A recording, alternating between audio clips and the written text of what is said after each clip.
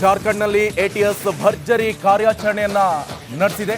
ಧನ್ಬಾದಲ್ಲಿ 4 ಶಂಕಿತ ಭಯೋತ್ಪಾದಕರ ಬಂಧನ ಆಗಿದೆ.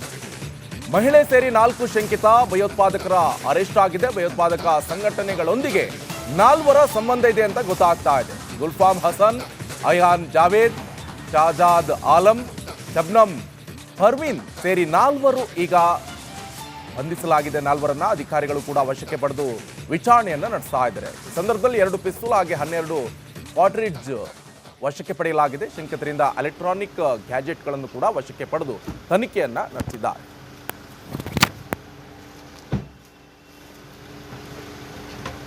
एसपी साहब बताएंगे।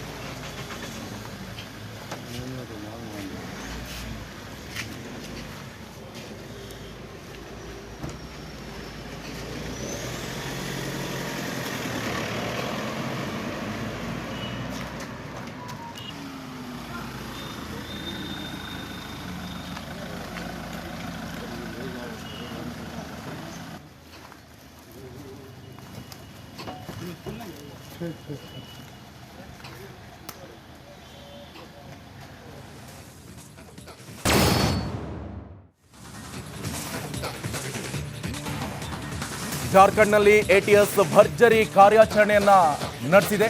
ಧನ್ಬಾದಲ್ಲಿ 4 ಶಂಕಿತ ಭಯೋತ್ಪಾದಕರ ಬಂಧನ ಆಗಿದೆ.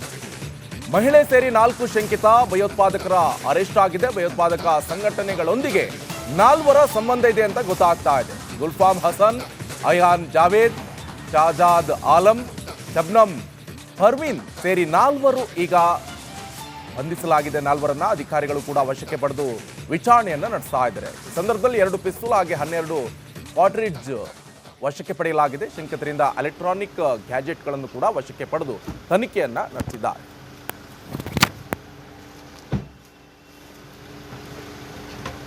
एसपी साहब बताएंगे।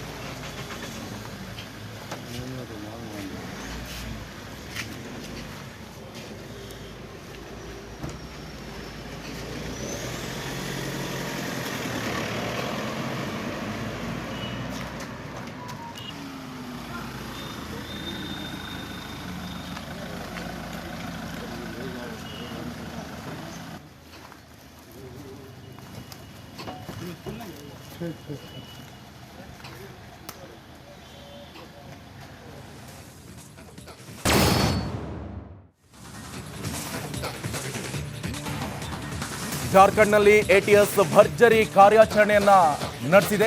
ಧನ್ಬಾದಲ್ಲಿ 4 ಶಂಕಿತ ಭಯೋತ್ಪಾದಕರ ಬಂಧನ ಆಗಿದೆ.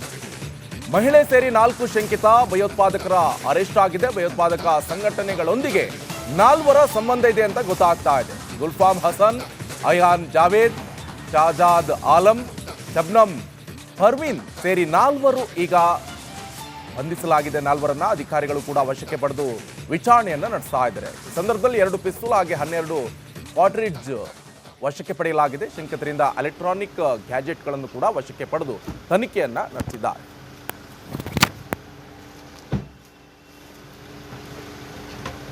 एसपी साहब बताएंगे।